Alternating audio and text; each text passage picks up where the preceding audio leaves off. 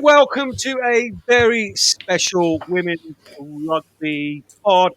I'm Johnny Hammond, and it's a very, very good evening to the lady who always adorns the sidecar, wind rushing through her beautiful hair. A World Cup winner, Red Roses star, club captain of Harlequins, although we're going to put the WRP hat on tonight rather than the Harlequin hat on. A very good evening to you, Rachel Burford.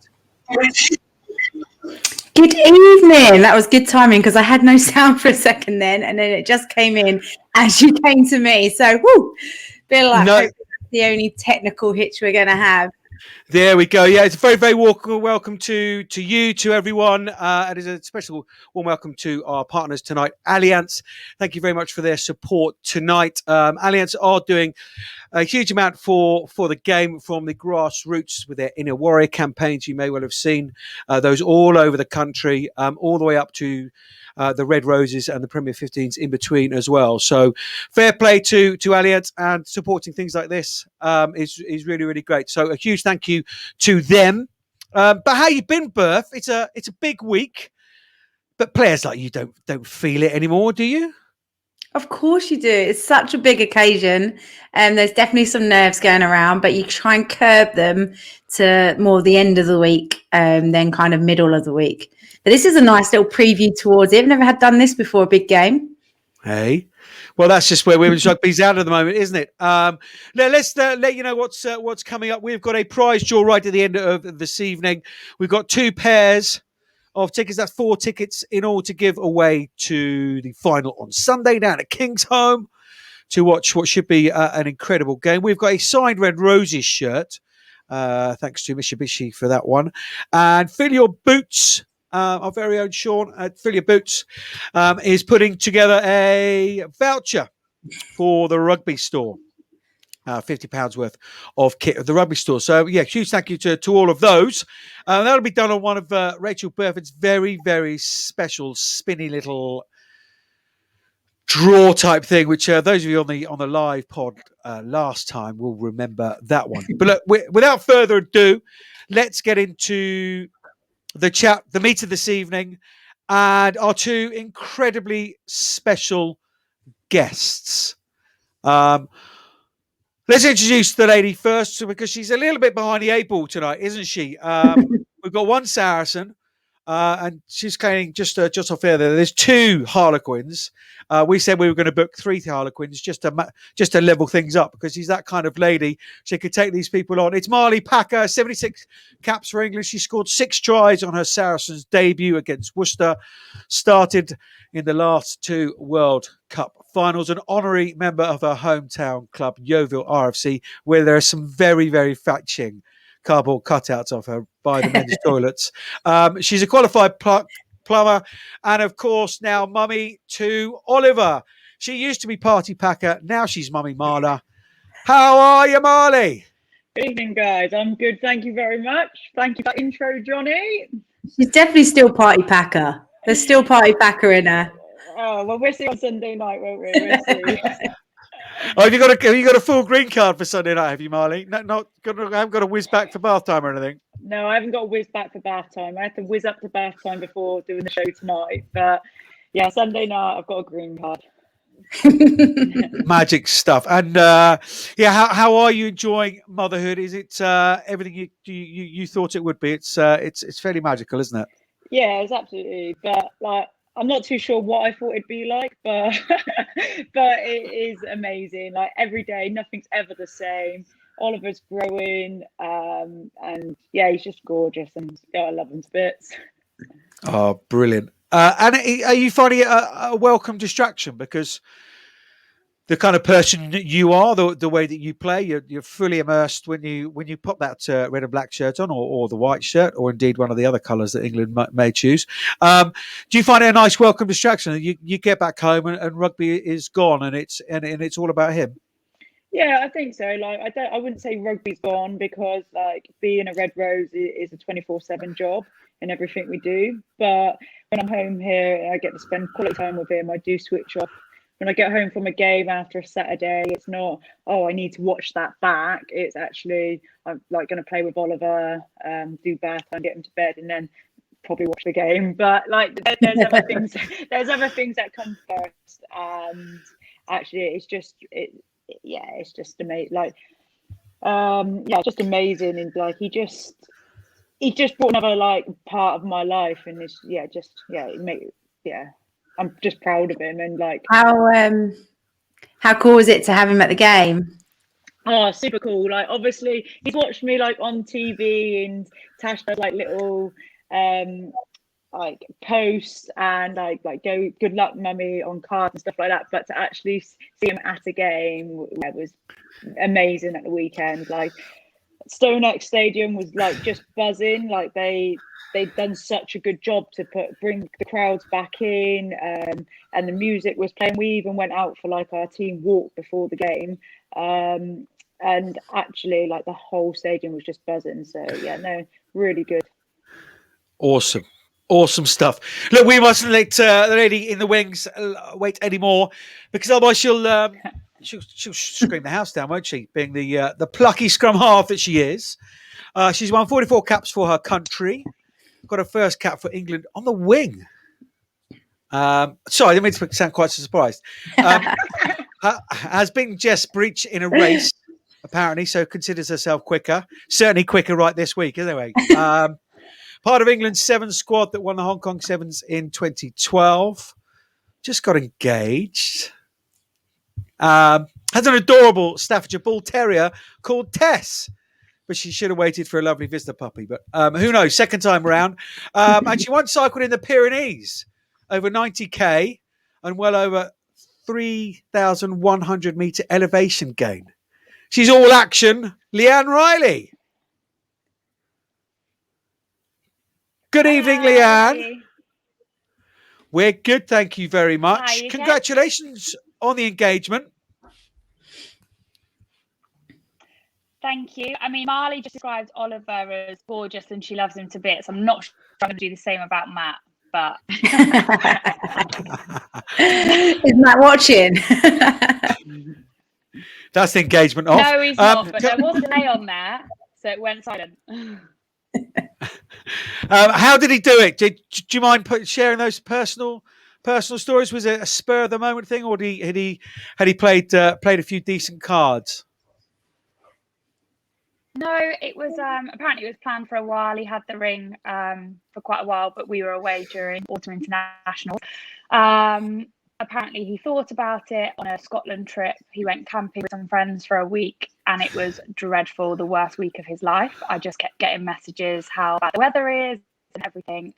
It was soaked, nothing could ever get time to dry, and the only thing that got him through it apparently was knowing that he was coming home to me. So yeah, that was quite nice. Oh. Honestly, at that stage, you'd say anything. No, I shouldn't say that. The cynic that I am. Oh, lovely. And have we got a plan? Have we got dates, that kind of stuff? Yeah, later this year, October, so just before autumn's this year. It was meant to be next year, but obviously World Cup got postponed, so things got rearranged and that got put forward. Nice, great stuff. Would you? I mean, just hang on at the end. I'll just give you my address for the invite. Brilliant, ladies and gents. Please feel free to use the chat section. Any other technical information beyond that is well past me. I can only just hold a microphone at times. So that's about as technical as I get. So yes, use the chat function. It's fairly easy to find. So I'm told by Sean, our main man behind the scenes here. So yeah, do get involved in the chat function. Bung in some questions. But let's get into let's talk some ruggers, because clearly life is going incredibly well for you both for different reasons. And obviously on the field, it's going very well. Congratulations, Harlequins, for getting to a final. Congratulations, Saracens, for getting to the final. It's getting a bit boring now. Do you want to give someone else a chance, you guys? Nope. Yeah. Sorry, nearly did, didn't they? Oh, straight in there, Leanne. Love it. Absolutely brilliant. Look, ladies, what I wanted to do just first of all is, we had some news today, didn't we? about Bath chucking their hat in the ring in terms of pushing for a women's side. We've had London Irish in the last few weeks, Newcastle, sort of middle part of last year. How's the season gone exponentially? How better is it getting year on year? And where can you see it in 2-3 years' time? There's a myriad of questions for all three of you. Well, I think the season's gone pretty well considering the circumstances we've been playing under. I think we've seen different teams like win and lose games that you wouldn't expect. Like Exeter have come into the league and they've beaten like the top 4 teams. They'd be on fire, but then I think you've got to remember, like this year, like the laws changed. We're only playing 70-minute matches. You try something and the ball goes down, you can usually compete at scrum time to win it back. But some of these teams you're playing, like you play Loughborough and you knock on a ball, Skazza's kicking it 70 metres down the pitch, bouncing it, goes out into the line out there. Do you know what I mean? So I feel that this season has been an amazing season with like everything against us, and we've come out really well. But actually, maybe some of the scorelines might have been different if we were playing proper laws. Or not proper laws, but it wasn't the adapted versions, if you get me. I don't mind the law changes because we've got us playing rugby, and that's ultimately what I want to be doing. And that's ultimately what we want to be doing, is showcasing what women's rugby can do and making sure people can see it. And that's been massive this year. I remember asking at the time with somebody on the pod saying, yeah, if there's a choice between law variations and not playing, I mean, it's an absolute no-brainer, right? Has it been fun for you, Leanne, as a person who's in and around the ball and whizzing around and happy to get the game going, get away from these forwards? Yeah, it has been fun. Would be better if we didn't have to slow the ball down on those free kicks that Marley's talking about. But I guess you've got to give them a breather at some point. Hey, no, it has been really fun. Like Marley said, you know, an opportunity, a time to compete for the ball at those scrums is something that Quins have naturally thrived off, so have Saracens. So we definitely have had to adapt our game to be able to find other ways of being competitive, being dominant on the pitch. But yeah, it's definitely tested us, it's challenged us. I like it, but I'm also looking forward to going back to full rugby. Yeah, I don't reckon many backs at the start of the season would have found themselves saying we want scrums back. any back you talk to nowadays, they're like, bring back the scrums, we want to strike off a scrum. But yeah, no, it has been like, you know, a season full of ups and downs, and as Marley says, the obstacles that you've had in front of us, but in the same time it's been, you know, the most talked about league because it has been playing. So, and where it's going to go to, I think you've got so much growth within this league and players from overseas wanting to come and be a part of it. You know, it's getting recognised as the best league in the world for domestic women's rugby. And I think, you know, that's a really good place for us to be in. 100%. And what about the injection of the new teams, the Exeters, the Sale, up with Cutie. I mean, they've competed incredibly well, but has the general standard gone up? I mean, you guys have all lost games this season, which sort of 2-3 years ago, that was never on the cards. Yeah, like the standard has. Go on, Leanne. Sorry, go on, Leanne. We've got a slight delay. Sorry, ladies and gentlemen. We've got a slight delay with Leanne. I'm sure it's her camera, not her personally. I can assure you of that. Don't worry. Go, Leanne. Yeah, I was just going to say it's definitely a more competitive league. It's been great to have Exeter and Sale come in and grow throughout the season. You know, we played Exeter at home and it was quite a convincing win. We played them away and we're on the wrong side of that result. So I think for them to be able to grow into the game and build from the start of the season is huge. And like you say, Bath's doing it. You've got Newcastle that have announced they're doing it. London Irish looking to get in as well. And I think it's going to be huge for us. And, you know, you look at the league in a couple of years' time, it'll be so exciting that it does mirror the men's and that, you know, we are playing at stadiums and potentially potentially similar to England and Six Nations previously, where we've played the same teams on the same weeks. Like, who knows where it can go? And the fact that the streaming's been available week in, week out, I think is huge as well. You look at the viewing figures, and yeah, it's really exciting, and it'll be interesting to see what it's like in 2-3 years' time. Berth, do you, as somebody who's,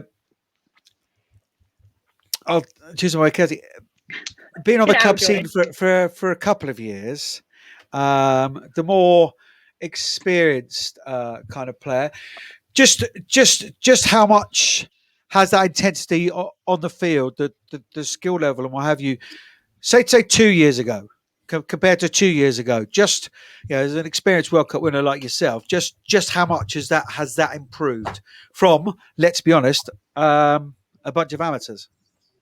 Dramatically. I think the size and the shape and the pace and the power of players naturally increases the intensity, the collisions. I mean, the 4 semi-finals, the 4 teams in the semi-finals, the collisions that happen now, there were a few of them that happened maybe a couple of years ago where there was a lot of physical players, whereas now you're looking at players, 1 to 15 that have those physical attributes.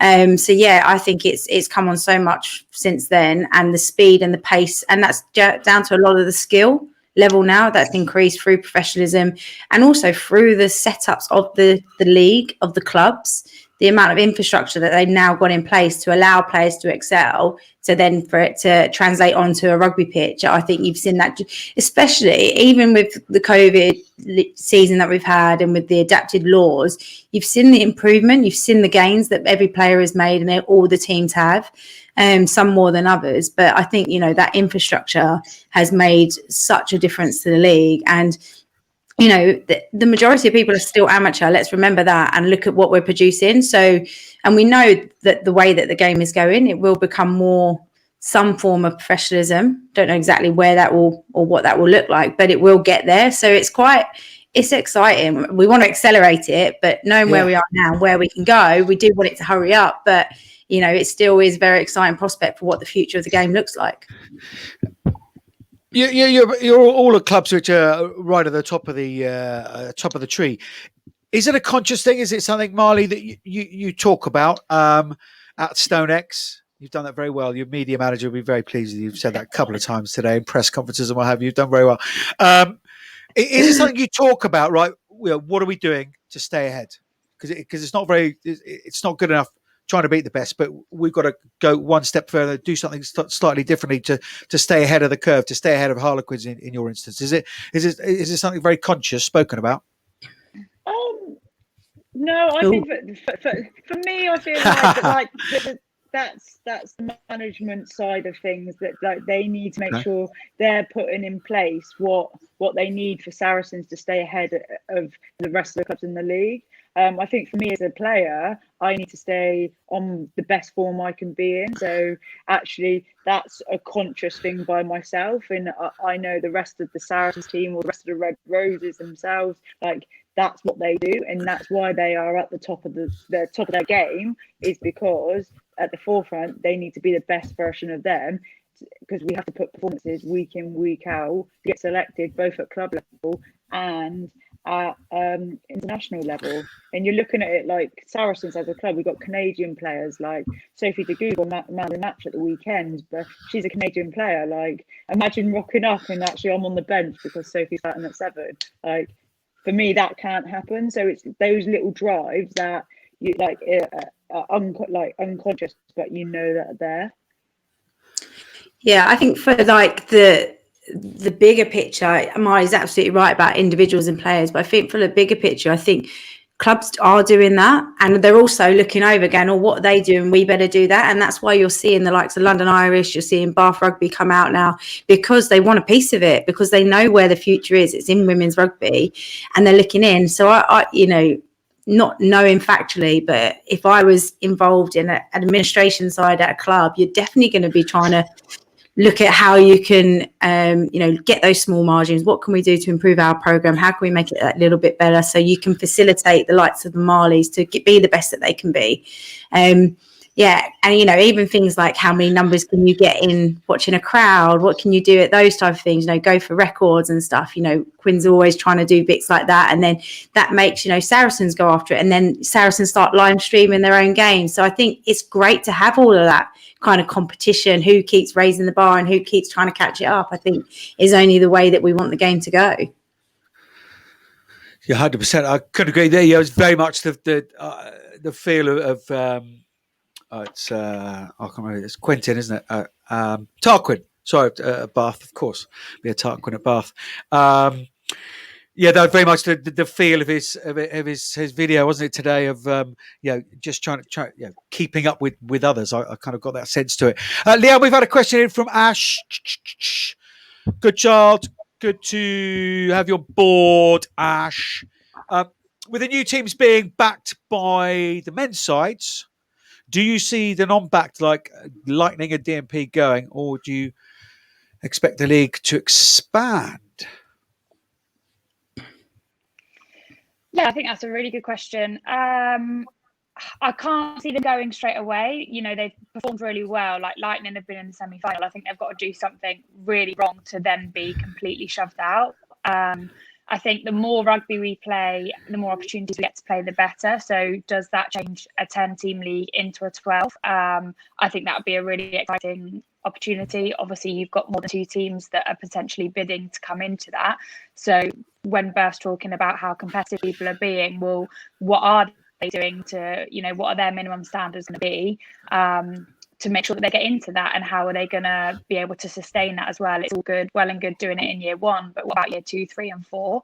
I think it's a really good question. I personally would like to see it expand before teams get cut. I'd love to play more rugby. I say that I'm really looking forward to the 5 weeks we've got off coming up. But no, I think it's a really exciting time, and it'll be really interesting to see who does get in and who does miss out in the coming years. So, but for you, obviously DMP are kind of the side that you can almost sort of guarantee your 10 points this season, and that's the very, very greatest respect. Obviously, they did get a result just to get they did beat Bristol, didn't they? Penultimate round, so they certainly got off the board, but.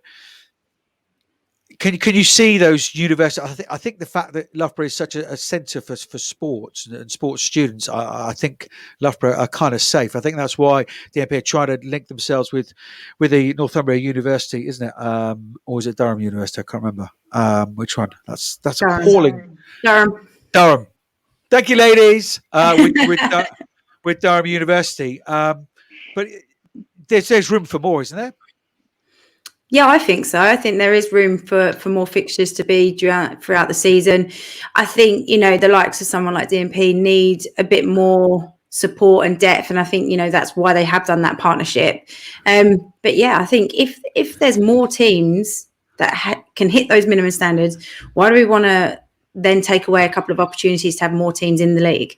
You know, if there's teams out there that can meet those minimum standards, can have a program that grows the game as well, you know, has a whole pathway through. It's not just about the very elite. But yeah, I'd love to see more teams and more games and more expansion, because, you know, what's that going to do? It's going to create more roles and opportunities for jobs and players. And, you know, it has a massive spin-on effect, not just how many games we also get to play. But yeah, I'd like to see it expand. How important is geography when they make those decisions, Marley? Very important. So, I also agree with Leanne and Rachel that more games and making the league better and bigger would be better. But then at the same time, I feel like whether it's a university or it's a club like Harlequins, like I don't feel like it should be the same blanket. Like you don't have to have a big club backing the team, because it brings something different. Loughborough bring something completely different, and they're a university-based team. And I think that's massive. I don't think it's one blanket for all teams and clubs.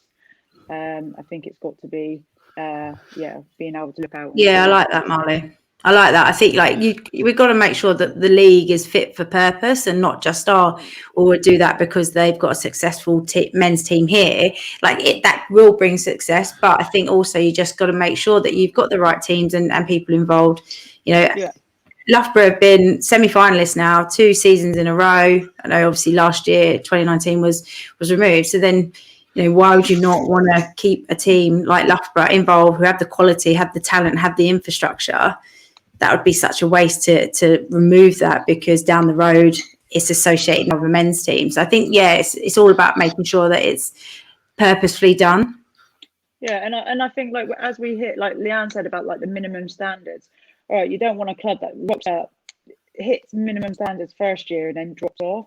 Like, you want someone that can prove that they are in it for like the 3-year cycle, because that's what it's been so far, or 2-year cycle, sorry. But like, I just feel that as that we don't want to just add teams into the league just because we think in a few extra games while Six Nations is going on, it would be good for the league, because actually we still want to be playing at a high standard and really driving that, because we don't want people switching off from such a growing sport at the moment. And women's rugby is out there, and I feel like the coverage we've got, not just only at the Allianz Premier 15s, but also the Six Nations coming out from the shadows of the men, I think, playing in the time we did. Actually, people are seeing it, people are wanting to do it, and it's inspiring not just young girls, but young boys to pick up the ball. People just want to get involved, play, and you can really see that. And the women's podcast as well, like, it's out there, it's getting women's rugby out there, and that's what we need and want. And I knew there was a reason you got Marley on. Honestly, I was just about to interrupt and say, I think you've forgotten something, Marley. An unbelievable weekly podcast that's dedicated to women's game. Not a flash in the pan, come the end of the season type thing. We're here forever. Great stuff. I sitting and listening to you guys and agreeing with all of it. I think it's really, really important. Just pick up what you said, Marley, that it's not because that's what the men do. London Irish have got a team in the Premiership, therefore we've got to have a ladies in the Premier 15s. It's got to be what's right for the women's game, not only now, but and it's so embryonic that just got to get the pillars, the foundations right now to build a solid platform on it. And whether that's university-based teams or Premiership, it's what's best for the women's game. We are going to move on more into Sarries Harlequins. So go on, Ian. You're back with us. Thank you. Sorry, I think I dropped off. I have got another one. Well, literally or technically? I don't know.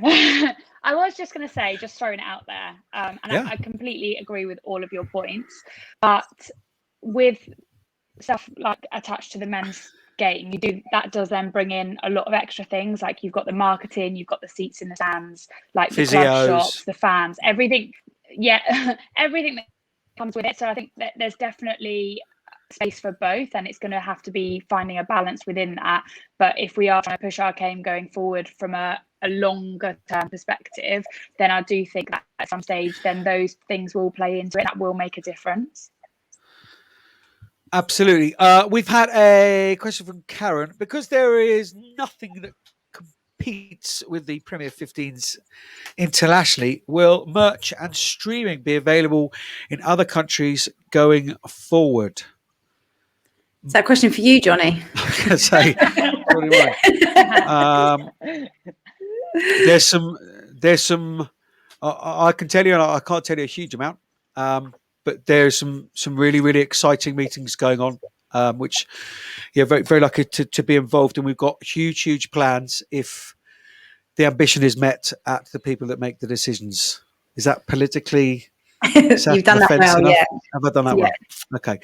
We'd like to take the league to a different stratosphere with unbelievable engagement and all sorts of bells and whistles and toys and what have you, as long as the ambition is there from others. So, and selling it video on demand kind of type system. It's like a blockbuster in the sky for Allianz Premier 15. So, anyway, that's... Now I've spilled the beans on that one. Everyone else will be jumping on it and getting involved. But I think that there is as long as the production is good enough quality, and this is getting really boring now. As long as the production quality is good enough, at the moment it's not. That's an absolute fact. Then yeah, it can certainly go out. At the moment, you wouldn't sell it to international players. It would be embarrassing to sell the quality of picture because it doesn't marry with the quality of the rugby out there. So yes, hopefully there are plans. There's lots of ambitious people around the powers that be. Yes, need to be possibly coerced, and we are in the middle of a global pandemic or coming out of, and finances are tight. So that's obviously going to be a consideration. Enough of the boring broadcasting chat. Harlequins, Saracens. How's the semi for you, Leanne? Yeah, it was all right. We had a really good first half.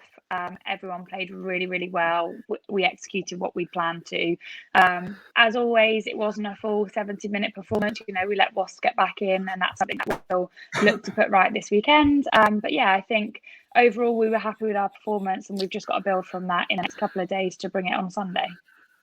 Were you surprised one moment just having a friendly chat with one of the Wasps players, and you get a big club captain hand on the back of the shirt just ushered away from the chat? Do you remember that moment? Do you remember what you were saying? You were just ushered away from a Wasps player. Very good captaincy it was from Rachel Burford, who I have to say was exceptional leader all day long. She had that cheesy grin that she's got on her face now. She was walking away. She's like, got them. Butter wouldn't melt. I remember saying, "You've just given them an extra 10." Butter wouldn't melt, but you wouldn't want your scrum half to be any other way, would you? No, exactly. And I know she's on there right now, but she had a brilliant game, player of the match performance. So yeah, I think it went more than pretty well for Leanne. And from a captain's point of view, I know Gerard said post the Harlequins coach said post, and also in the press conference earlier today that you're very happy with the first half. What's to polish up on the second half, Bev? It's just some discipline, isn't it? How we aim to play when we came out in that second half, we didn't do. Listening, Marley. It's probably the same things that you're saying in your own camp. It's being able to stay focused and stay disciplined from when you come out after feeling very in control in the first half. We need to take hold of that control again and not let a quality outfit like Wasps, who are going to always throw everything at it. So yeah, just a very simple learning. It's just being able to actually take that into the next game. Just one more question on the Wasps Quins, and then we'll get to Marley and I, the Saracens players. How old is that shirt? Now that's showing your age, Johnny. Well, it doesn't fit, but that doesn't tell you what age it is, to be fair. Did you?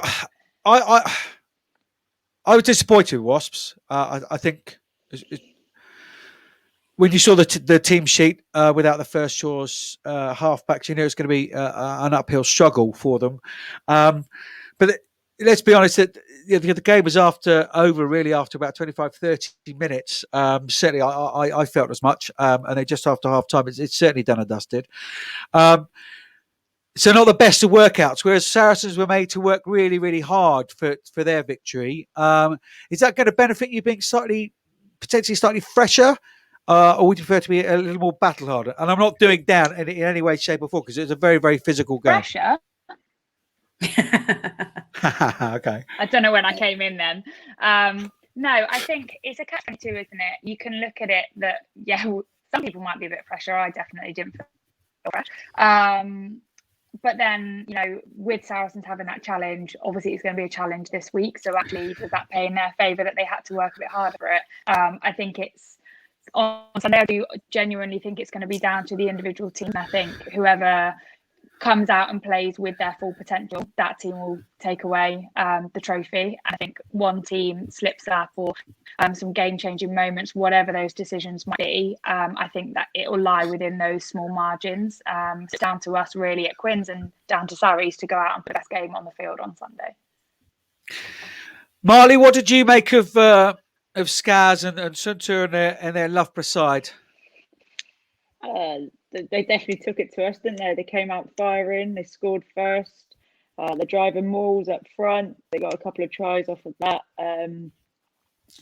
But at the end of the day, it's the result that matters, and we came out on top. And that's one thing I'll say about Saracens: we know how to win, and that's something we do really well. When going gets tough, we get better.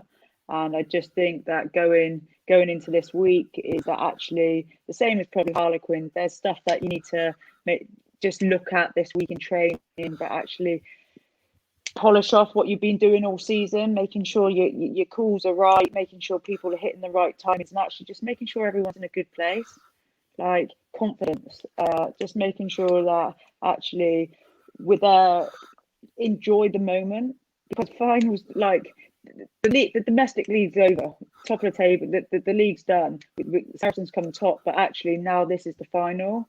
Like these kind of games don't come around that often. It's been 2 years because of COVID that this finals is like taking like to get here. So actually, let's make sure showcase our skills 1 to 23 when we get on the pitch, we do our job. And when we do our job, make sure we just do it well and enjoy it, and then hopefully the result looks after itself. You ready? Did you, guys? Charlie, I'm motivated. Ready to go. calm down, Marley. It's only Wednesday. Yeah, I know. It's only Wednesday. Oh my goodness. Did you? I happened to be chatting to my captain, Sarah Hunter, this week, and I said I genuinely thought that another 5 minutes, and they may well have taken the game.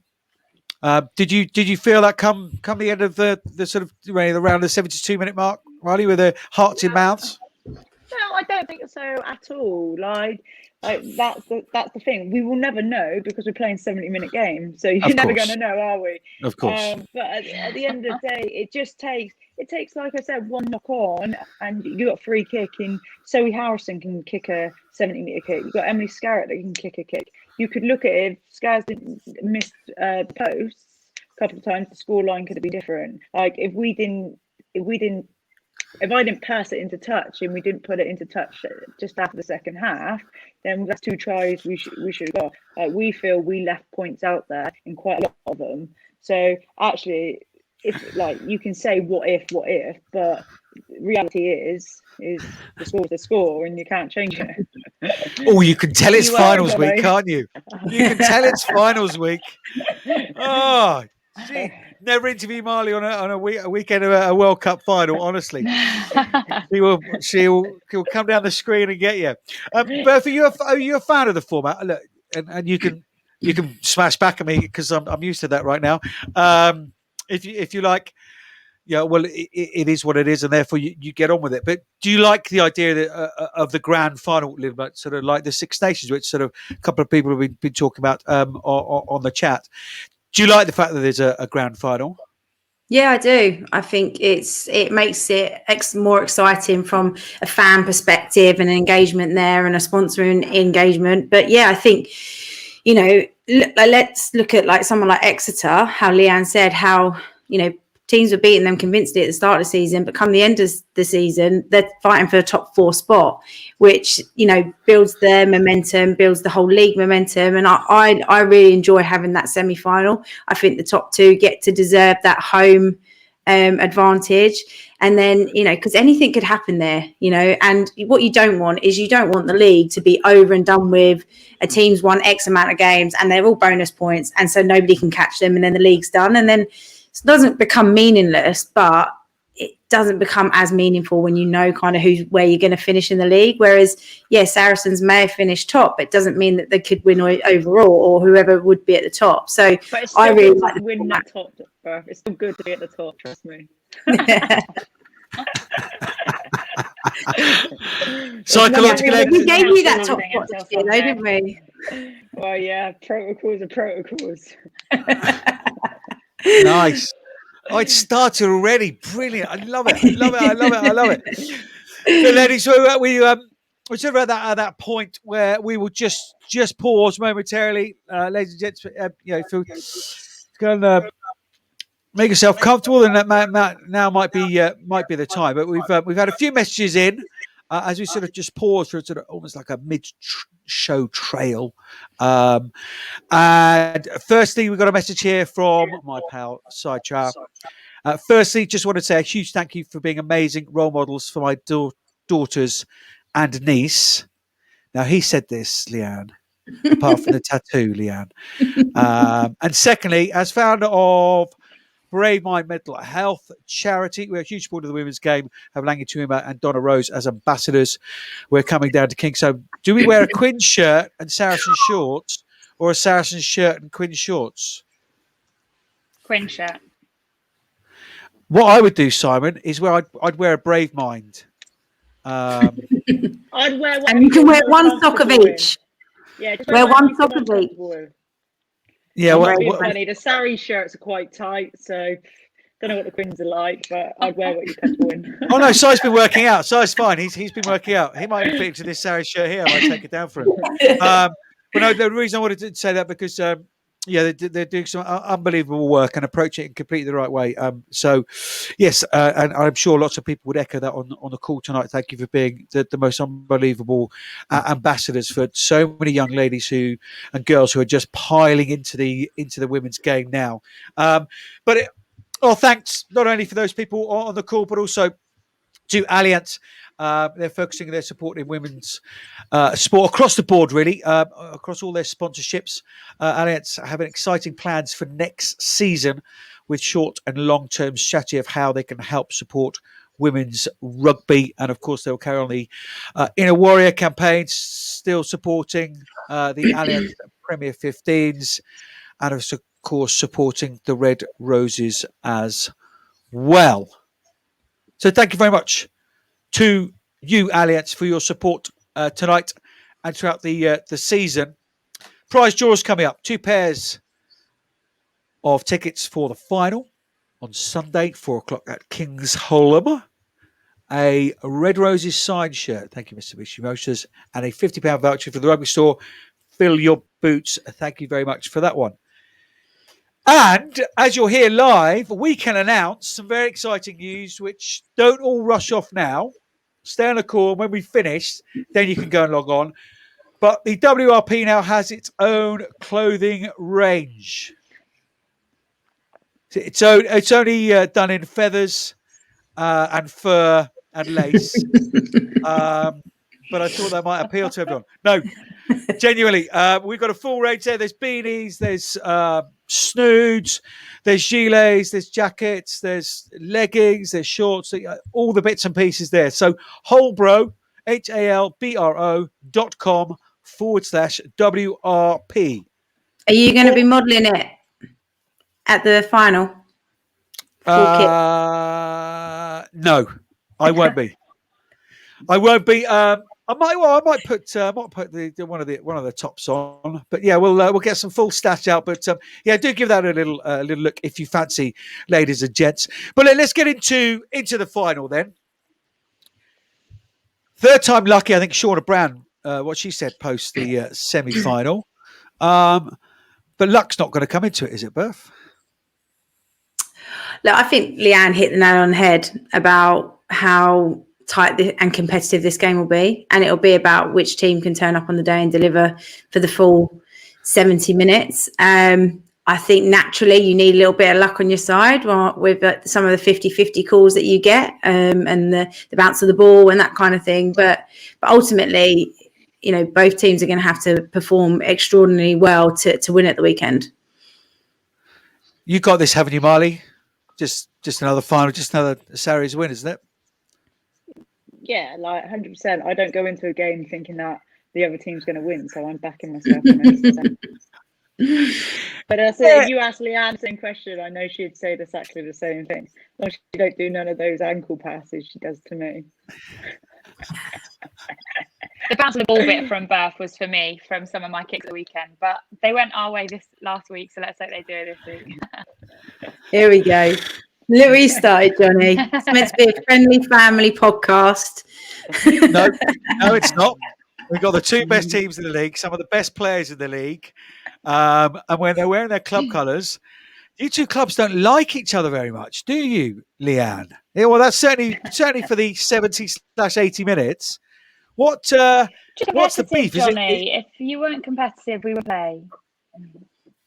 Yeah, but it's a little bit more than that, or is it? Is it just the fact that you want those bragging rights when you get up to Bisham Abbey to England Camp, or is it the fact that you want to beat your nearest and dearest, the team that are the double champions, reigning champions? I say champions anymore. Or is it just on a kind of personal level? I must beat my opposite number because she's wearing a Sarri shirt. How does it go mentally? I think it's about the performance, isn't it? Like Berth said, and I've said already, and I think nines are competitive. A lot of us are competitive, and we've got to put that on the field. If I don't front up physically, I don't allow the forwards to play the game that we want our forwards to play, and I also don't give the backs the ball that they want at the same time. So there's definitely, you obviously always want to beat your opposite number, but within that, before I potentially get to the nine, I've got to get through Marley first. So there's definitely that competitive edge, and most definitely going to come out on Sunday. So I'm looking forward to it. It'll be good. And like I say, for me, I'm at my best when I'm competitive. So whatever I need to do to get myself in that state, I'll be good. Well, I'd like to know who's media training you guys, because it wasn't me, and you're still doing fantastically well. So I'd like to know what techniques they're using. I'm not having that, Leanne. There's an extra bit of competitive edge to you when you play Saracens. Why? Boom, straight question. They're the second best team in the league, aren't they, really? So you've got to front up. I think, do you know what? I just think it genuinely means a lot to both teams, and we literally lift our game. And look, at the end of the day, to be the best, you've got to take on anybody in front of you. And I think when you get that opportunity, you want to rise to that, and you want to outplay them because they're a side that are world class and they've got so much talent. But you want to be as good or better than them, and I think that's what we bring out in each other. And it means so much to all the players. It's a great league, and to be the champion of it means a hell of a lot. So when you go out there, you find and do things that you might not have even done in the regular season, because it becomes that much more kind of concentrated and focused. And I think it just generally means a lot to all the players. Mark Ba, I don't know if that's his surname or not. Open bracket, by the way, Sarah's, you've got this, has come in with a question. Is there any different preparations over the week for a final, or is it the same as always, Marley? That's a tough question, because obviously we've got the extra day with the final being on a Sunday and 4:00 in the afternoon. It's very different. But actually, for us as Saracens, we needed to make sure we recovered. We did have a tough game against Loughborough. Like, they definitely brought it to us physically and mentally. So I think Monday was about recovery, checking everyone in, came in, no niggles, things like that. Then Tuesday was still a physical session, club session. There's all contact in it, making sure we're getting things right there. But actually then starting to taper off the week. Thursday would be more of a lighter team run session. Probably running load will probably be the same as what it normally would, just because we've got that extra day to rest and recover. I think what will be different for the girls, and a bit different for probably Harlequins as well, is how we prepare and prep on Sunday, getting the bus down there in the morning, and how that's going to look will be different, because usually we're used to like 2:00, 3:00 kickoffs. Yeah. And for a final, they decided to put it on 4:00 in the afternoon on Sunday. But hey, we adapt, we do something different all the time, so that's what we're good at doing. So yeah, that'll be a BT decision, I can assure you of that, before before anyone starts ploughing into the RFU or anyone else. But you as a club captain, Berth, how much do you need to raise your game, or is it very much about feeling your way through the week? Or do you say, right, well, it's finals week, therefore I've got to do X, Y, and Z a little bit more intently. I've just got over those little extra chats. I've got to be around. Definitely got to be there nice and early Tuesday and Thursday. Got to be the last person to leave. How do you approach it as a captain? I think you consciously you just make sure like players are all right and you just check in a little bit more.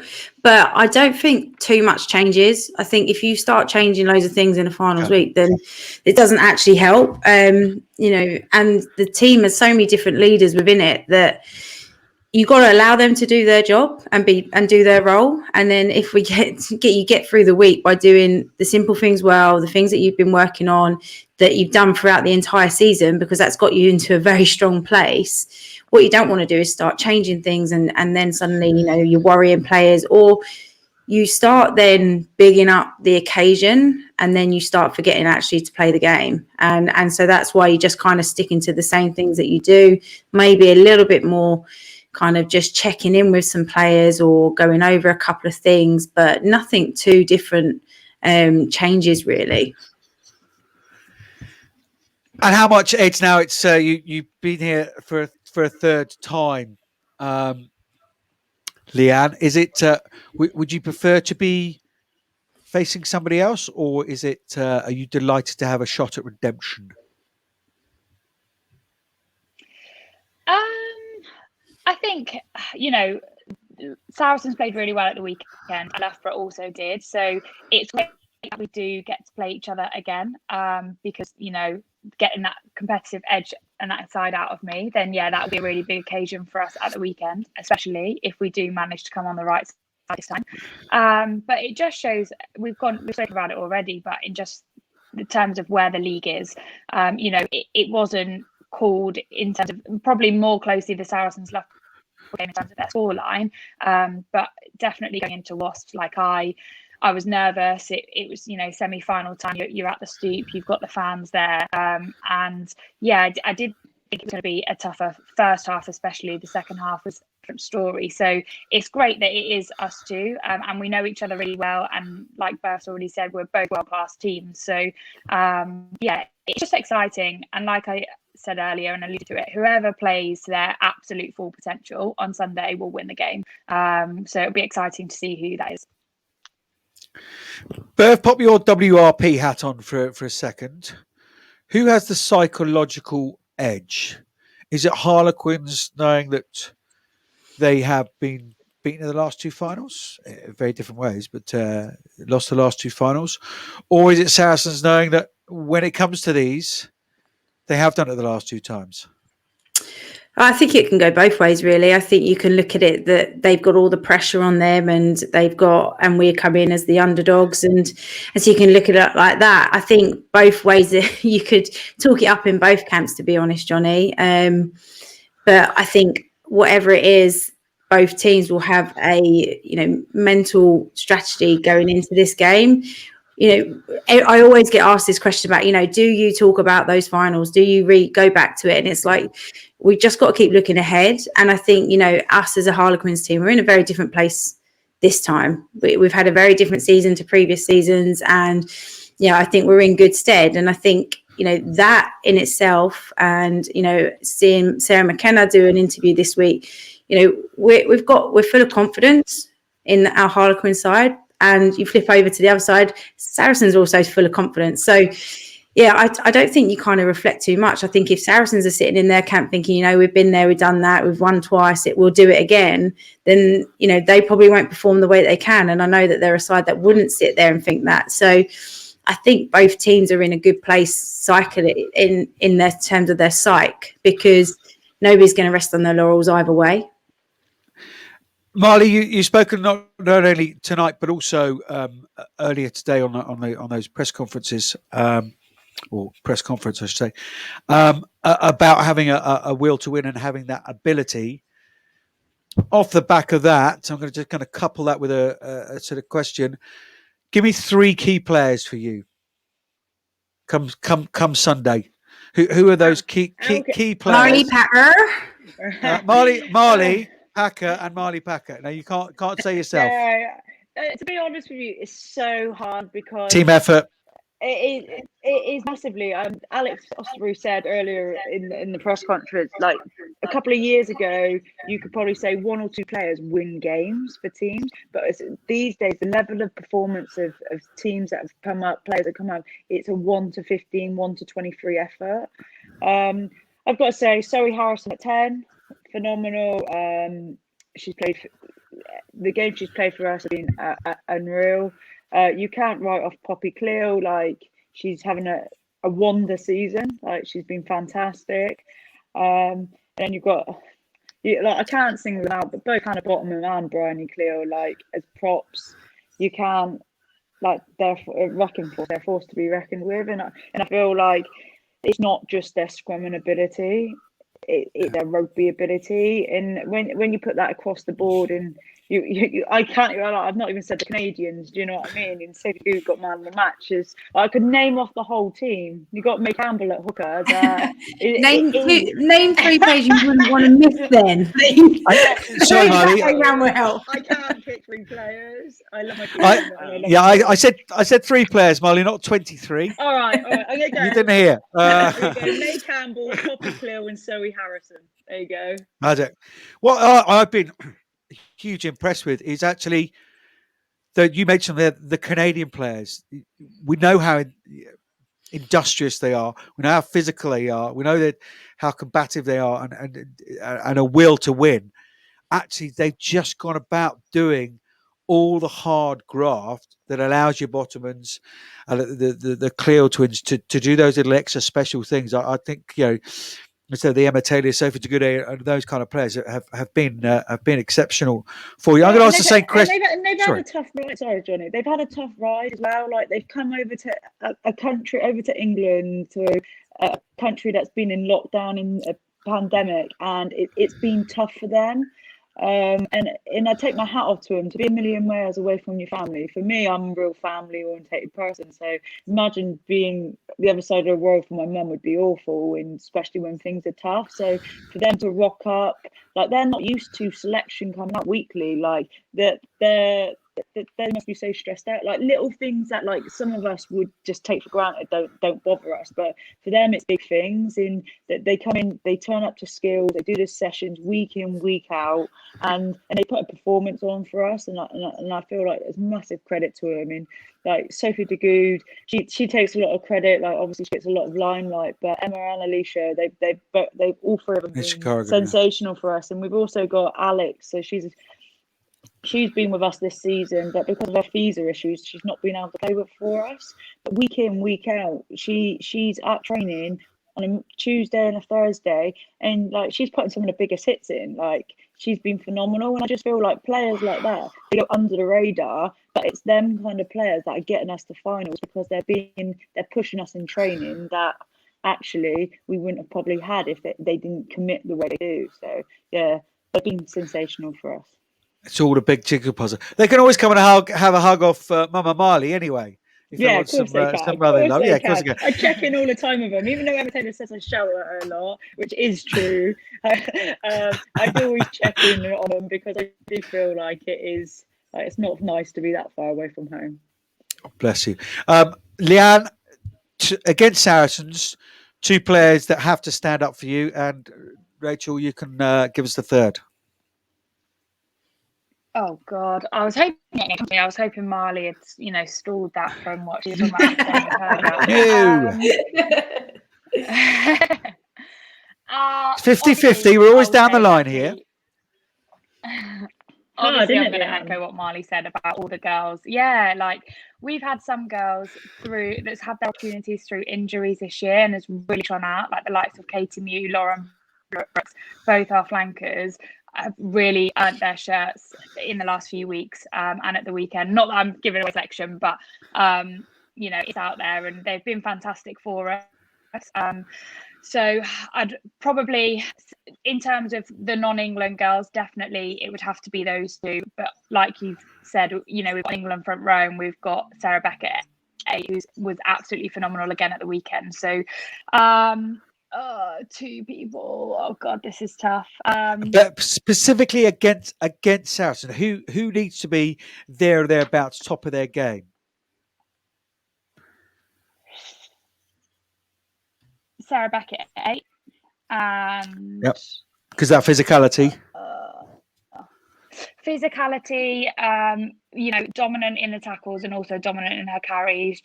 When she has her engine going and she's working, she is unstoppable. She'll get up off the floor, she'll run the lines that you want her to run, she'll give me options at 9. And the minute I hear her come in, I know that she's going to be there and I can give her the ball, she's going to do something with it. So yeah, definitely Sarah Beckett. And then the second, I am going to say Lauren Brooks at flanker. I think she's been phenomenal. She's been a dark horse of our team. She's come up to our development squad over the last couple of years, and I think she had a fantastic game at the weekend. She just seems to be stepping up every single week. Her training, everything that she's doing, she's working really hard to know her role within the squad, and credit to her for doing that under a high-pressured year and high-pressure situation. I think she's come out on top. These two have even got competitive with the names and then the descriptions of. Yeah, she's brilliant. She's got the highest gym rate ever. She's got the biggest GPS of all time. I'm sweating. My hands are amazing. Yeah, we got Supergirl in the back row too. So there. Oh, brilliant. Go on, I guess you're not going to name Leanne because she didn't name you, Bev. But do name one other who's clear. Who's very, very important this weekend for you? Well, I think Leanne Riley's going to be very, very important for us. But I think Amy Cocaine, just in terms of her set piece and what she delivers, but she's a smart player, and she can kind of connect all around the pitch and very good at reading the game. So yeah, she's going to be key for us. Yeah, but interception, unbelievable read of the game. Unbelievable read of the game.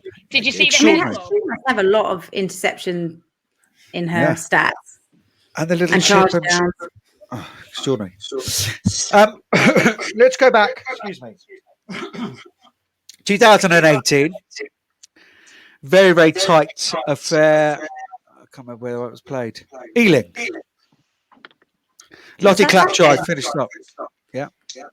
2019 Franklin's Gardens. Sarri shot out of the blocks. Pretty much game over at half time. Harlequins came back, but too little, too late in the second half. How do we see this one going? Is it key to get a really, really quick start? Leanne? Yeah, a start is going to be really important for both sides.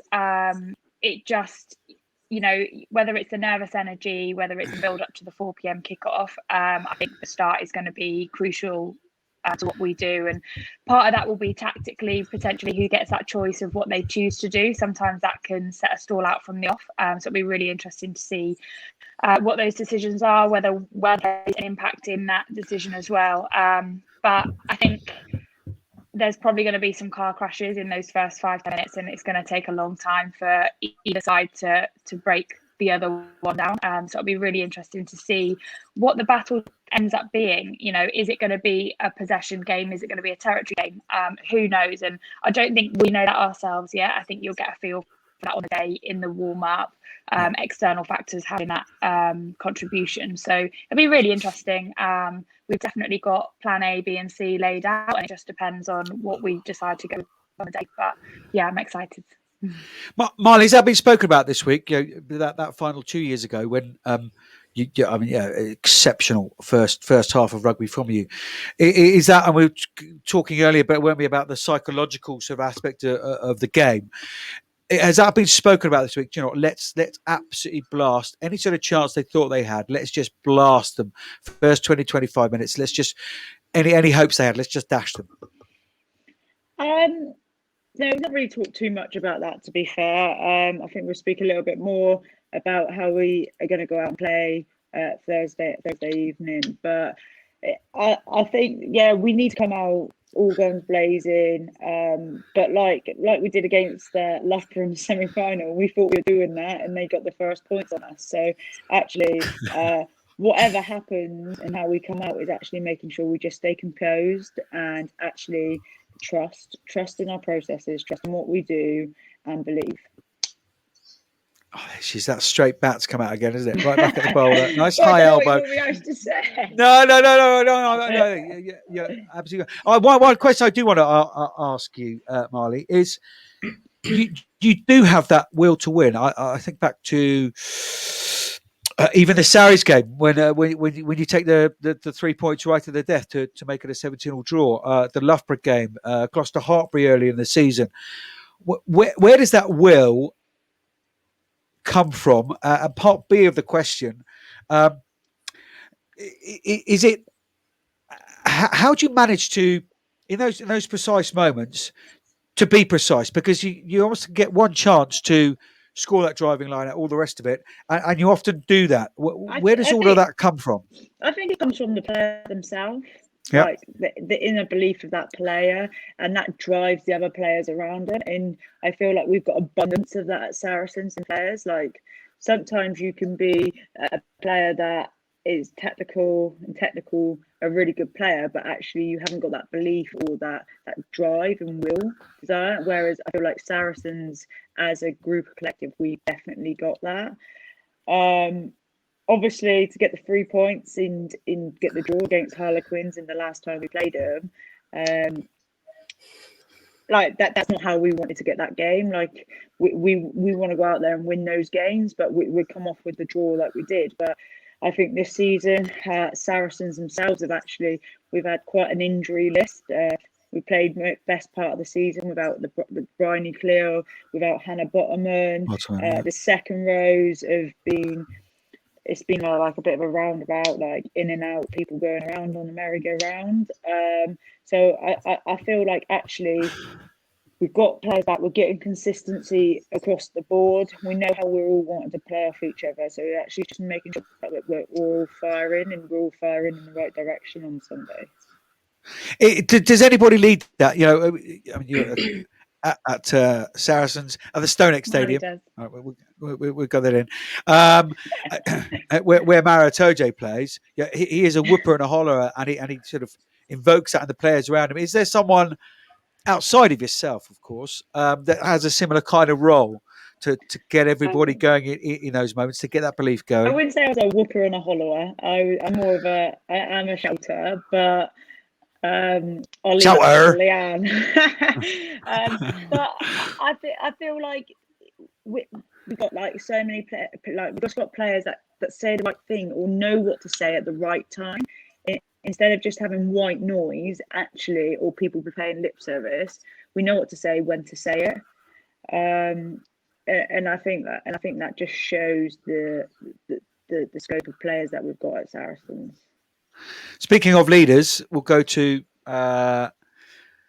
Berth. I must give you full credit. Thought your leadership at the weekend was exceptional, and even with a smattering of crowds who could still hear you, whether it's pulling people away from altercations or decision making, actually saying the right things. There was that injury, which leads me nicely on.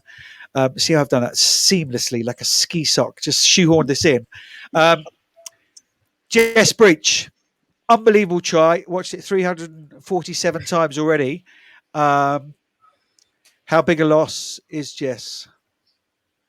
Yeah, no, she's a big loss, and it's really sad, to perform the way she did last week and to then not be able to finish the season off with the team. Yeah, she's a big finisher for us. She has big game moments that can turn things around for us, but we've also got some brilliant quality and talent right behind her that's been in and there throughout the whole season. So yeah, look, it is a loss for us, but Jess was straight around the girls on Tuesday, being like, look, it's what it is. You're gonna kill it in the final. I'm gonna be there. I'm gonna back you all up, and she's there to support the back three now that have who've got that responsibility now. She's going to be there supporting them. But yeah, it's a huge loss, and it was a brilliant try. And like, obviously from a Quins point of view and for a semi-final point of view, it was brilliant. But that try has reminded everybody that women's rugby is brilliant.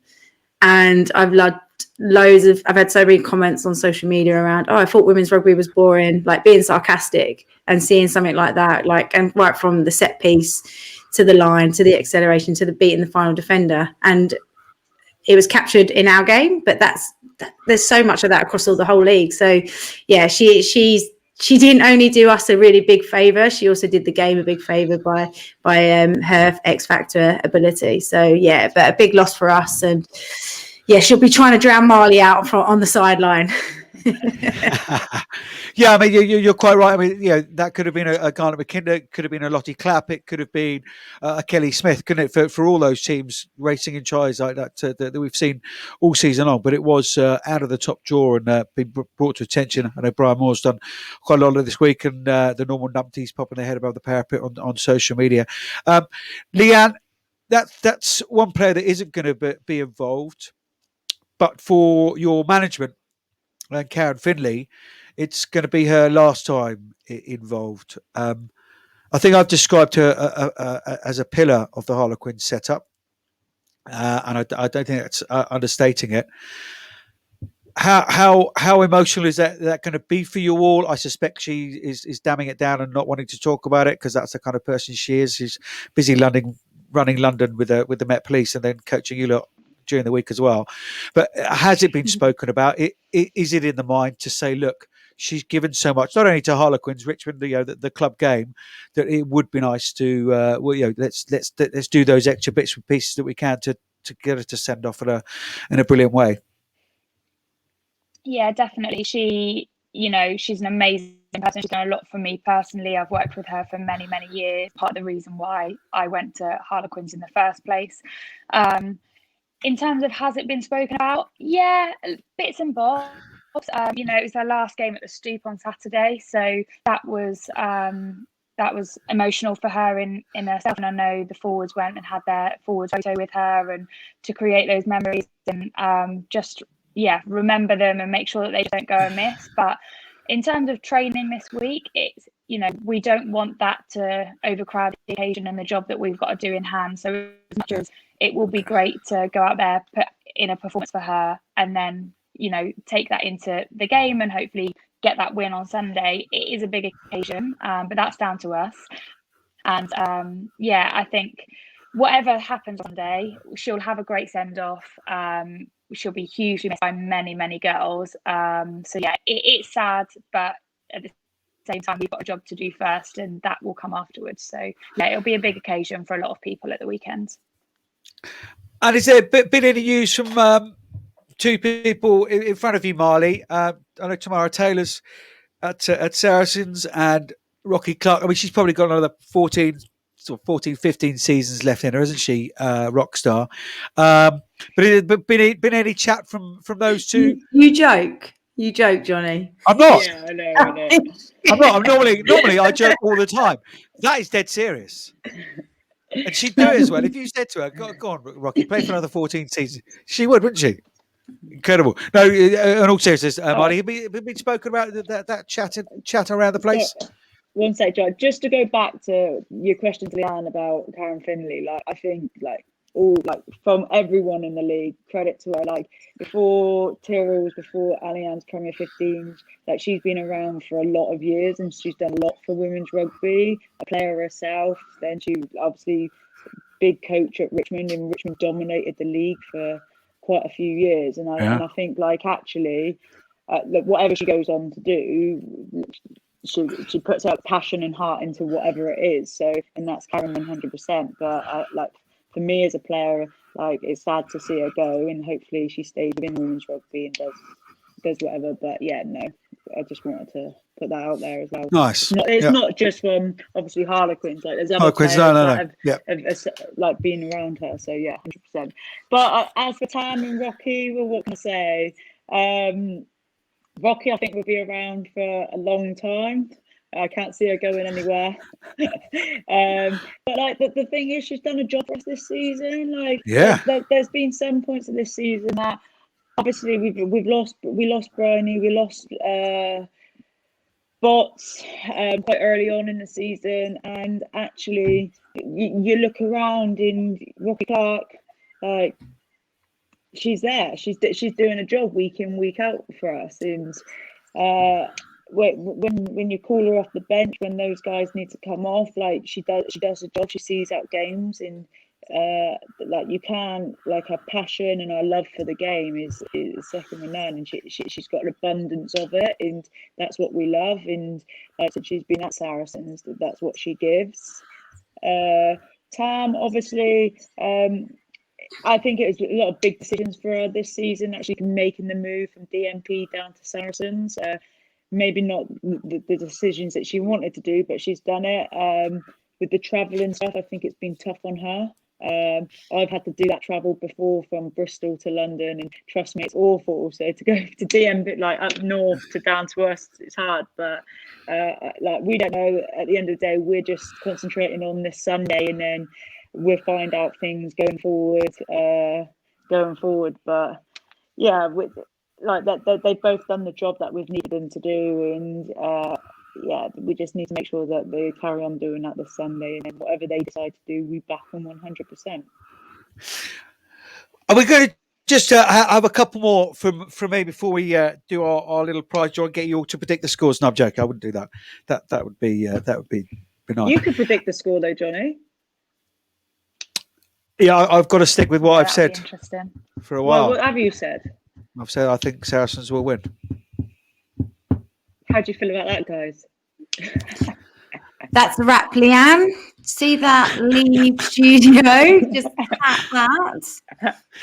Marty Packer, if I say something, or if I say I'm going to do something like virtually no one else on the planet at the minute, it seems, I do it, and I've said it for quite a while, and I just think there's an edge there. Who do I want to win? That's a completely different question. All night you've been on about Sarri's shirt on your desk, but really you've been sat there holding the Harlequin shirt, haven't you? That's Leanne's old shirt, that one. Do you know, that's really funny you say that, because Leanne's number is still saved in my phone as Leanne Saracens. Man. There you are. That was many moons ago, Leanne. And she still chooses to pick the phone up.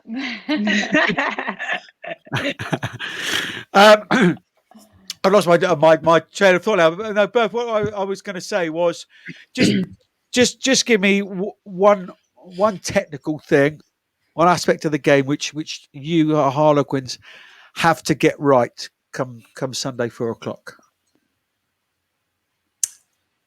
Can't give away that secret, Johnny. It's not a secret. We've really got to look after the breakdown. Our psychologically, we've got to be in the right place. It could be. That's why I can't ask the question more broadly, can I? Because Marley Packer starts giving out the trade secret. Alex will be on the phone with his eyebrows and start giving us all grief. Yeah, exactly. So I'll bat that one back to you. Nice. Okay. Great. Good stuff. How nice is it going to be down in Gloucester, which is a incredibly passionate place, and I know lots of people are talking about it should be in London because it's two London teams. It generally doesn't work like that, unfortunately. So that's been set there for a long time. It is a rugby heartland. There'll be lots of walkout fans. There'll be more demand for tickets, apparently, although there was some issue with the ticketing system, I believe. How lovely is it playing in front of fans? Rachel Burford. Brilliant. Honestly, it was such a difference just coming out of the tunnel and just hearing fans, seeing familiar faces, especially your closest ones, your friends and your family who have been supportive of you throughout the season. It made a difference. It genuinely did. I think for both teams. We recognised when we came out, we've got all our flags, and then Wasps had all their flags. They were like twice the size. So we were like, right, next season we need bigger flags for our fans. That was something that you recognised straight away. But no, honestly, it had a massive lift to it. I think we probably warmed up harder than we've ever warmed up before. We were louder. We had big smiles on our faces, and I don't think you really did understand the impact of the crowd and the fans until this point. And so, it was brilliant to have them back, and can't wait to have fans again this weekend. Fabulous. Are you going to give us a prediction then, Marley? No prediction, but I've heard it's a mini heat wave this weekend. That is one thing I'm not looking forward to. 21 degrees, baby. That's good for Leanne, then, is it? She likes the sun. No, she burns. I was going to say there's I'll have my sun Rosie cream Chick- on, don't you worry. Yeah, the sun there's cream on. nothing worse than sun cream going in your eyes, and then you can't see your pants like Leanne. I can't see anyway. If it's not the sun cream, it's my hair. Yeah, fair. Wouldn't make a difference for her passing from what you were saying earlier anyway, Marley. Yeah, I know. You So just stir that pot, Johnny, every few minutes. Marley, I can't believe you asked me who I thought was going to win, because actually Beth won't speak to me ever again after this call, and Leanne's gone right off me and now won't buy one of my puppies. So thank you very much, Marley. We'll forget trying to win for Jock. It'll just be so we can prove Johnny wrong. Oh, gee, really? You can't stoop that low. Look, ladies, guys, thank you very much for your questions that keep coming in. James Peake. This is, and I've said his name for you, Leanne, because I think this is does Leanne remember the time as a Saracens player fondly, or is she now 100% Quins? James Peake. It's pretty rough, isn't it? Yeah. Do you know James? Do you, Leanne? Saracens. I don't know James, no, and I know there's a delay, so I'm not sure where this is coming in now. Hello. Yeah, okay. Go on. Yeah, no. I don't know. I don't think I know James, but no. Obviously, I remember my time at Saracens from when I was 18 for the 3-4 years that I was there. But at the same time, yeah, I've been a Harlequin now for 3-4 years, so I'm 100% Quins at the weekend. But you never forget where you've come from, and you know what's made you the player that you are today. And definitely Saracens did play a part in that. You know, those late teens, early 20s. That was crucial for me to be able to go onto the 7 Series and on the circuit there, and then obviously go and play for England. So yeah, I'll never forget that. Yeah, absolutely. I got a question. How was your time at Saracens Birth? It was great. I had a great time there. And at Richmond, 6 premiership titles. What? Okay. No, Still back then, though. No, I was a real youngster when I was at Sarries, and I played with a lot of the greats from Saracens, and they taught me a hell of a lot. And you know, like Leanne says, you take experiences from wherever you are, and they were good to me at the time. So yeah. And glad you mentioned that, Marley, because it just happens we've got some footage of. No, I haven't. Oh, look at your face, Burford. It's black and red. I was like, what footage? Sensational. Oh, that would have been great. So, ladies, conscious, Marley, no doubt you've got another 3 or 4 times you're going to be waking up between now and 7 a.m. in the morning. So, 6, is it? I've never seen 6 o'clock so much in my life in the last few months. There's now 2 6 o'clocks in a day, right? Yeah. So look, we'll wrap up the chat then, get into the draw. But thank you so much. And I know I poked and prodded a little bit tonight to stir the pot, but A, that's me, and B, you know, it's a brilliant rivalry, and everybody's absolutely fascinated to see how it goes on Sunday. I'm looking forward to it immensely. Going to get down there with the boys who I'm sorry, Marley, but they support Harlequins. That's fine. I'm not gonna lie. My partner supports Harlequins. Oh, yeah. She always says to me, "You got a Queen shirt?" No, she hasn't got a Queen shirt. She will by the morning. Does she want one? You're only down the road now, aren't you? Yes. No. You're just down the road from us now, Packer. No, I've got some lovely baby grows as well with the Harlequins quarters on. Yeah. Yeah, no. But yeah, I've let it out. But she did when we first met, and like for a couple of seasons after, she's like, "Why don't you join Harlequins? I like Harlequins." But no, Sarri's through and through. Yeah, absolutely. What's Ollie going to be? Ooh. Pardon? When he grows up, where's Ollie going to support or play? I don't know. We bought him a Saracen shirt for the weekend, like last weekend, and obviously being it this weekend. But it's support what he wants to do, because we'll just let him do what he wants. We already do, to be fair. He rules the roost around here. Brilliant, ladies. Thank you very much. Stay on and watch the draw if you so wish. But really appreciate your time tonight and your thoughts. It's funny, isn't it? Because the most successful international side that these shores have as a group together when you're in Red Roses shirts, but then you come to a club game and the rivalry is as fierce as it gets. So it's a funny old thing, but fascinating to watch, and that's the very essence of sport, isn't it? So thank you very much for your thoughts tonight. All the very, very best. Let rugby be the winner, and I'm not gonna leave it there, and hopefully my bet is safe. But we'll, as we ease into our competition, another really big thanks to Allianz for their support tonight. They are doing some really good stuff from the Illawarra camps all the way through to the Red Rose and everything in between. And they've got some really good plans to support women's rugby next season for the short term and the long term as well. Now, what we have done, ladies and gentlemen, is everybody that purchased a ticket has now gone into a very special draw. And we will go for... Here, look at this. Look at that. Click to spin. There's all your names. So let's give this a little spin. And this is for, courtesy of Fill Your Boots, a £50 voucher for the rugby store. Sean, take it away. The glamorous assistant, Sean.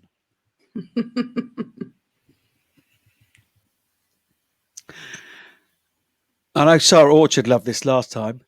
Is it Ash? No. I can't see. Christopher Oates. Here's Chris. Sorry, I spoke you said it wrong. Chris, get in touch on social media. Delighted. You've got £50 at the rugby store, and that's courtesy of Fill Your Boots. Thank you very much indeed. How about one of the pairs of tickets then? Let's spin again, Sean. So this is for 2 tickets to the Allianz Premier 15s final on Sunday, 4 o'clock at Kingsholm, Gloucester. I feel like we need a little drum roll. Oh. It's Kate Emmas. Kate Emmas. Been a friend as Kate for best part of 30 years. So I'm delighted for you, Kate. Thank you very much for coming on tonight. And you got 2 tickets to the final as well. Happy days. How about a signed Red Roses shirt modelled by the WRP's very own Debbie McGee?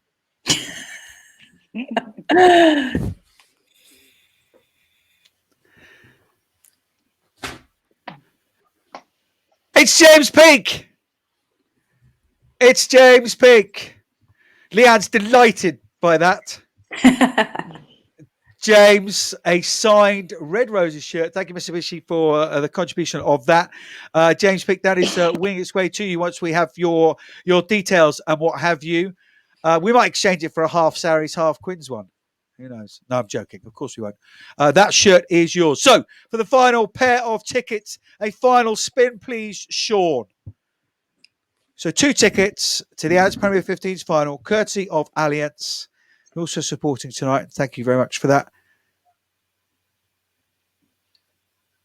Ash, good child. Ash, you got 2 tickets to Sunday's showpiece event at Kingsholm. Brilliant. Guys, please get in touch with us on social media. We know most of those guys. So, yeah, just slide into the DMs. Probably not now. Otherwise, the wife will start asking questions. Yeah, do slide into the DM some point tomorrow, and we will get those sorted out for you. The tickets are on the door on the day, so we don't need to send you anything for those anyway. So that's all tickety boo for you. But there we are. Some winners for some really great prizes. It just leaves for me to remind you about our shop, which has literally just opened in the last 24 hours. Hallbro, I'm just looking for the notes now. What is the email address? It's hallbro.com/WRP. That's Hallbro, HALBRO.com/WRP. A final thank you and a really, really big thank you. We are an independent production. This is all done out of our own time, effort, energy, and let's be honest, money. And to have the support of someone like Allianz for these live events is really, really great, because it shows lots and lots of different things, and makes it kind of worthwhile doing these live events. Thank you very much, everybody, for coming on and watching, and your support throughout the year. If you haven't already, then do subscribe. How many stars do they need to give it, Bev? Just a 5. She's on mute. Great stuff. We lost Leanne earlier. We've now lost Berth. It's a cracking evening. 5 stars here, Berth. Just 5. Sorry. Now she's shouting to overcompensate for the muted mic. No, it's good. And where's all the social media happening, Berth? Yeah, just everything's on at Pod Women's Rugby. Find us on Instagram, Twitter. There you go. It's all at the bottom of the screen now. But yeah, get in touch and make sure you go and subscribe and rate us and leave us a review and maybe even a comment about some of our guests. Yeah, indeed. They've been absolutely fantastic leads. It's nice to them. Leanne Riley, thank you so much. I totally agree with what Berth said. I thought you were exceptional at the weekend. And I hope you have another cracking game on Sunday, and thank you so much for your time and your thoughts tonight and your honesty. It's been a real pleasure. And Marley, we've kept you way beyond your bedtime. I'm sorry for that, but I know from some of the messages and comments, people have really enjoyed having you on tonight, and I know you're on our inaugural live show, and now you're on this one as well.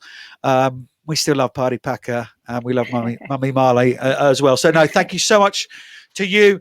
Once again, thanks to Allianz. Thank you to you, Berth. Thank you to the team behind us that's making this all happen. To Emerson, to Rugby Nut, to Jenny, to Tom, to Sean, and to Harry. Thank you to you, Berth. Thank you, Allianz, once again.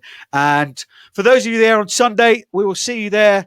Enjoy the rest of the season. Enjoy the rest of your evening. And thank you once again very, very much for joining us. And thanks